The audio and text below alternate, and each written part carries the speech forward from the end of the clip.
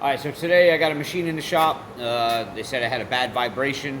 They thought maybe it was just a motor mount, but after taking the cover off and digging in a little bit further, I checked the motor mounts, everything seemed to be fine, so we dug in a little further, and come to find out, the flywheel blade had some broken fins on it.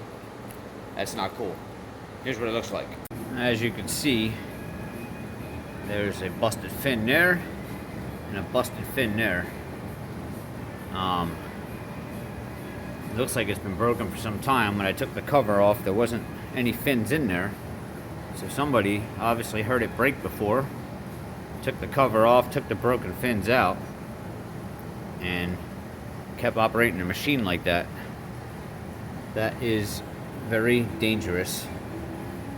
All kinds of reasons why you don't want to keep operating your machine with a broken blade like that. Man, oh man.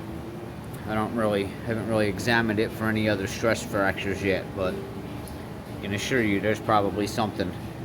So for the cost of these things, replace it. It's definitely not worth it. You can see here on the cover, there is a chunk missing there. So somebody definitely knew that that broke and took it off, removed the parts out of there, and then put it back together with those pieces broken.